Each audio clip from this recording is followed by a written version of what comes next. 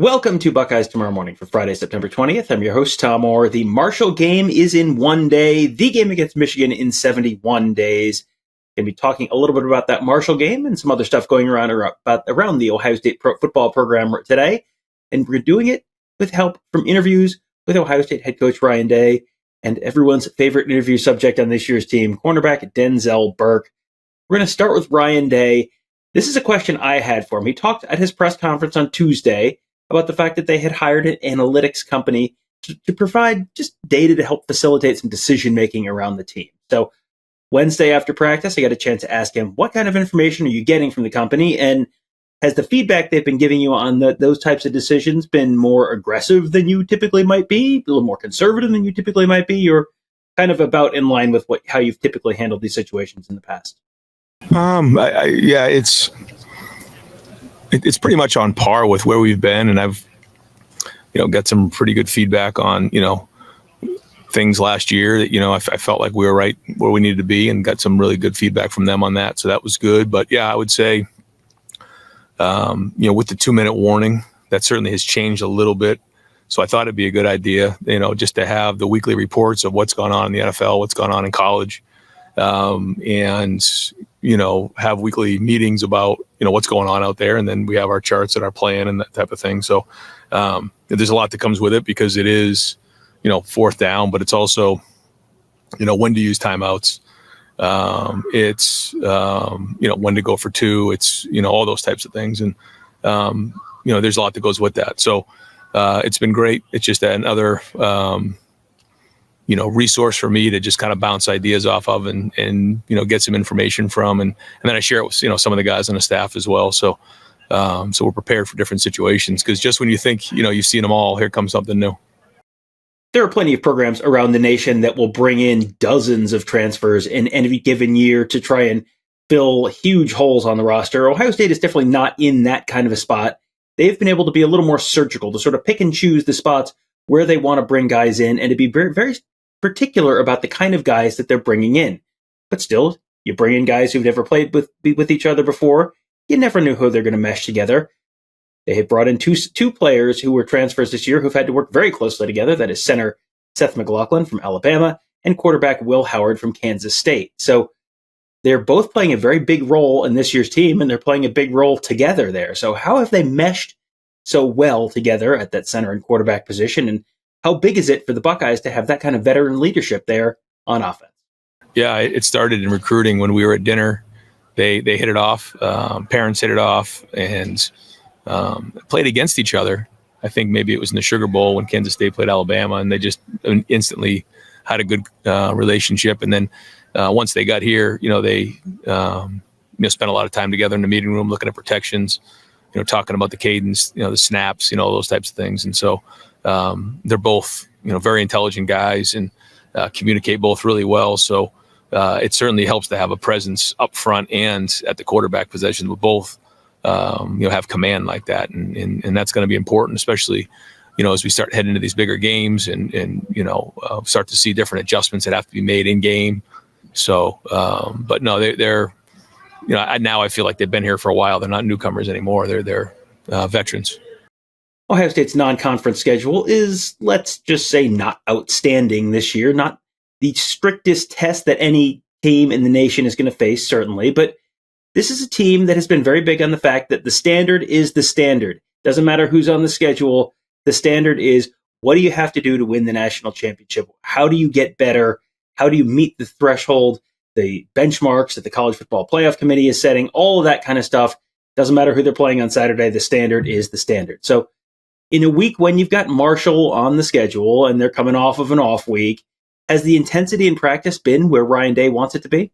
Yeah, I would say so. It wasn't all perfect. Yesterday was a dynamite practice. Today was hot, and we grind through it. I mean, some guys really pushed through it. Today was a hard practice, but it wasn't all perfect. But we put another brick in the foundation. And we feel like our guys we'll get on the film and figure it out. But if we keep pushing and keep challenging each other, and one of the biggest things when you're trying to chase something special is you have to challenge each other, and you have to be truthful. And sometimes love doesn't always feel like love when you're challenging each other. And, you got to do it though.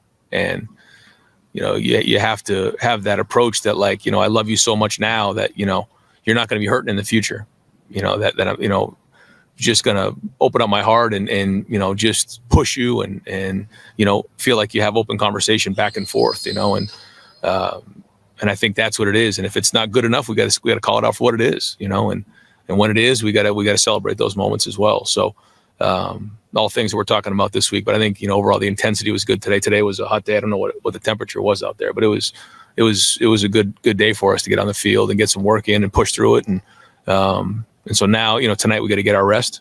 Got to have a good practice tomorrow, and then noon will come fast. One big and very welcome piece of news for the Buckeyes is that starting left guard Donovan Jackson will be back. He sat out the first 2 games of the season. Somewhat of a precautionary thing, but probably a smart decision to do that. He is back now this week. So is Ryan Day eager to see that first-team offensive line finally get a chance to play all together? You're going to hear that answer, and then a quick follow-up from Tim May of Letterman Row. I think there's a little bit of confidence being built there coming off a last game, and then, getting Donnie in there is just another piece of that confidence, and it's just solidifying it in there. I thought the offensive line had one of their better practices on Tuesday. We'll look at the film coming off of today, but we got to keep building that, that confidence and that finish down the field. That's what we can be. We're an athletic group up there. So yeah, I think having him in there gives everybody a lot of confidence. Plus, he's a leader, right? I mean, on top of it. A leader, experienced, communicates well, and a very good player. To me, best guard in the country. So, for Seth and for Josh on both sides of them, it's just, here's a guy that's been through it before. I do think Austin played well when he was in there, but this is a guy who's played a lot of football and one of the best in the game. Now on to Denzel Burke. We always talk about him as sort of the most honest man in that locker room, at least when it comes to the interview setting. He always gives you a straight answer, and for the most part, he did that again on Wednesday. He was kicked out of the Western Michigan game for targeting, a targeting call that got buzzed down from the booth, and that I think a lot of people did not really agree with. So here was Denzel Burke getting asked about just getting kicked out, what that was like for him, getting kicked out of the game for targeting against Western Michigan. Yeah. It's never a good feeling, especially, it's my last year. I'm trying to make everything trying to take advantage of every opportunity I have. And just being out for the first half kind of sucked, but, it's part of the game.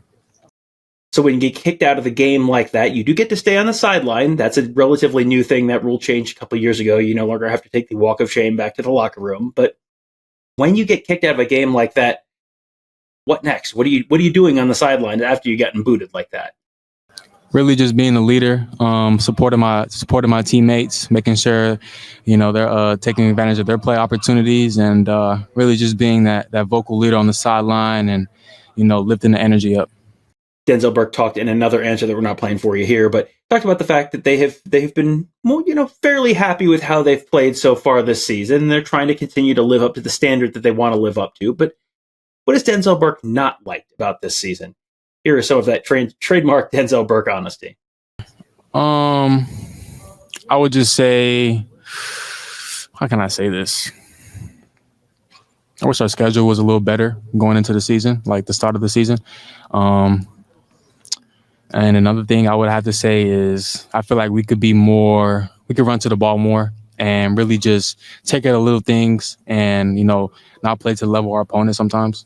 So when he says he has not been thrilled with the schedule, what does that mean? Is that he wants to play in big national high-profile games? Is that he wants the team to get tested to know where they really stand? When he talks about wanting to play in those games, what does that mean? Yeah, for me, I definitely want to get a real look at where we're at, and just to be able to have a matchup game early in the year like these other teams around the country, it kind of just shows you where you're at, and it's a good start up to the season, especially if you win them. With the Buckeyes facing some lesser opponents the first few weeks of the season on Saturday, that just puts more emphasis and more impact on the practices that the Buckeyes have during the week, especially Tuesdays and Wednesdays, where they will go good on good, ones versus ones, however you want to say it. Denzel Burke, he's going to be going up against Emeka Ibuka or Carnell Tate or Jeremiah Smith or any of the other Ohio State wide receivers and really getting put to the test. So when your Saturdays are maybe a little easier than you might want this time of year, does that make the Tuesdays and Wednesdays even more important? Yeah. I definitely agree with that. For me, I take Tuesday and Wednesday really personal for me to be able to elevate my game to the highest level I can and get 1% better every single day. And Tuesday and Wednesdays is good on good, man. So I really take advantage of those reps.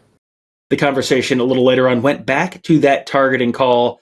And a reporter asked him, how hard is it? You are known for speaking your mind. So how hard is it to not say what you probably want to about that targeting call?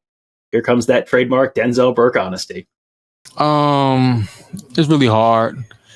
It was a bullcrap call. I really didn't understand it. And it's kind of been going around the country, really. I seen one, I think it was Florida, and what was the other team? A&M. That was a bad call, too. And then my call, too, is kind of just getting out of hand. And then the fact that you're out the whole game and the player's not even hurt or anything like that. And I was kind of like the last one in. I guess I could see the perspective the refs were looking at. But, yeah, it sucks. One of the other things that we have really enjoyed about talking to Denzel Burke over the years is he will shoot you straight on the young guys. It's very easy to say, oh, yeah, he's coming along, definitely got a bright future, and just sort of give that answer about everyone. Denzel Burke will tell you if a guy's not ready for prime time, he will let you know. It's not a mean thing. He's not being a jerk. He's just letting you know, yeah, not ready for prime time, doesn't feel the need to sugarcoat stuff. So he was asked about true freshman cornerback Aaron Scott out of Springfield. What has he seen out of Aaron Scott so far that he likes? Yeah, Aaron definitely has flashes, and he shows that in practice. I feel like for me, he definitely has to be a little bit more consistent. He has a lot of ways to go. Still young, but the unit, we're doing our job to be able to show him on the field and show him off the field of what it means to be elite. You heard that word consistent there, and that's something you hear a lot about guys. The coaches talk about that with young guys. Yeah, I've seen flashes, but you got to be more consistent, or you need to see more consistency out of this guy during practice or in meetings or whatever it is. So I asked Denzel Burke, what does that word consistent mean to him? Where do you need to see that consistency, and where does that show up during a guy's week? Consistent means being consistent in all areas of the game, really, especially in practice. You can't have ups and downs, especially at Ohio State. So we have to instill that into the young guys because you never know when the opportunity is going to come. And they're going to have to, live up to the moment and ball out. Well, that'll do it for today's show. Got a chance to hear from Ryan Day. Always interesting to hear from him, and definitely always interesting to hear from Denzel Burke. Wanted to let you hear from him a little bit. He's always a great interview. Pretty darn good football player. Maybe a better interview. So hope you guys enjoyed that one. We will be back on Saturday. Full day of coverage from Ohio Stadium, Buckeyes, and Thundering Herd of Marshall, kicking off at noon on Fox. The Fox pregame show will be there, so it'll be a full day of fun and festivities at Ohio State. We will be out there for all of it. We will have our usual pregame show as well at youtube.com/Buckeye Huddle. We will have our usual live postgame show with interviews with players and coaches, all sort of insight and analysis and much, much more, all at youtube.com/Buckeye Huddle after the game. Should be a lot of interesting stuff to talk about. Maybe see some more Jeremiah Smith plays, get to see a bunch of the younger guys play as well, as the Buckeyes sort of start ramping up into the meat of the schedule. Next week, the first road game of the season, then the first true Big Ten test at home with Iowa, and then that big game out in Eugene, Oregon against the Oregon Ducks.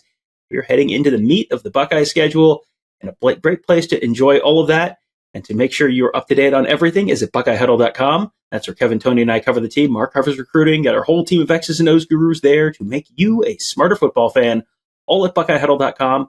If you're not a member there right now, well, you should probably take a moment to change that right this very moment, because right now we're running a flash sale, $4.99 for your first month. If you thought, wonder if that place is as great as those guys always say it is, this is your chance to test it out yourself, figure out how much you like reading Tony and Kevin and Mark and all those guys writing about it, answering your questions on the huddle board presented by Jeff Ruby Steakhouse of Columbus. That is all at BuckeyeHuddle.com. Great insider content, great insight, great analysis. Try for $4.99 for that first month. That first month gets you all the way through that Oregon game. So that is going to be a big month, a big week of games. Lots of great content for you all there at BuckeyeHuddle.com. We hope to see you there. That will do it for today. Thank you guys all for joining us. Have a great day. We'll talk to you tomorrow.